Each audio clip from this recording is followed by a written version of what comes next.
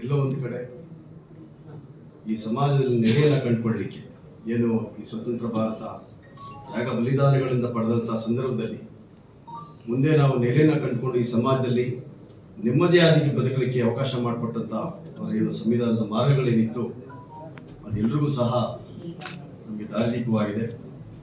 ನಾವು ನಮ್ಮ ನೆಲೆಯನ್ನು ಹೊಡಿಕೊಂಡಾಗ ಎಲ್ಲೋ ಇಲ್ಲಿ ಶಾಂತಿಯಿಂದ ಬದುಕಲಿಕ್ಕೆ ಅವರ ಒಂದು ಆದರ್ಶ ಹಾಗೂ ತತ್ವಗಳು ಸಂವಿಧಾನದಲ್ಲಿ ಕೊಟ್ಟಿರ್ತಕ್ಕಂಥ ಹಕ್ಕುಗಳೇನಿದೆ ಎಲ್ರಿಗೂ ಸಹ ಸಮಾನವಾಗಿ ಸಮಾನತೆಯಿಂದ ಬದುಕಲಿಕ್ಕೆ ಕೊಟ್ಟಂಥ ಮಾರ್ಗಸೂಚಿಗಳು ಇವತ್ತು ಎಲ್ಲರೂ ನಾವೇನು ನೆಮ್ಮದಿಯಾಗಿ ಸಂತೋಷದಿಂದ ಕಾನೂನಿನ ಚೌಕಟ್ಟಲ್ಲಿ ಕೆಲವೊಂದು ರಕ್ಷಣೆಯನ್ನು ಪಡೆದು ನಾವು ಬದುಕ್ತಾ ಇದ್ದೀವಿ. ಅದು ಆ ಸಂವಿಧಾನದ ಆಶಯ ಅಂತ ನಾನು ಹೇಳಲಿಕ್ಕೆ ಇಷ್ಟಪಡ್ತೇನೆ. ಈ ದಿನಗಳನ್ನು ನಾವು ಇವತ್ತು ಕೇವಲ ಪರಿನಿರ್ವಾಣ ಒಂದೇ ದಿವಸ ಅಲ್ಲ, ಪ್ರತಿ ದಿವಸ ಅಂಬೇಡ್ಕರ್ ನೆನೆದುಕೊಂಡು ನಾವೆಲ್ಲರೂ ಬದುಕ್ತಾ ಇದ್ದೀವಿ.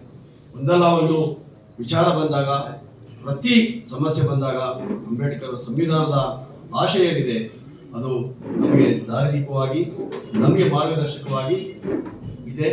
ಹಾಗಾಗಿ ಇವತ್ತು ಈ ಭಾರತದಲ್ಲಿ ಪ್ರತಿಯೊಬ್ಬ ಪ್ರಜೆಯ ಆಶಯವಾಗಿರ್ತಕ್ಕಂಥ ಸಂವಿಧಾನದ ನೆರಳು ನಮಗೆ ಆಶಯ ನೀಡಿ ನೆಮ್ಮದಿಯಾಗಿ ಬದುಕ್ತಾ ಇದ್ದೀವಿ.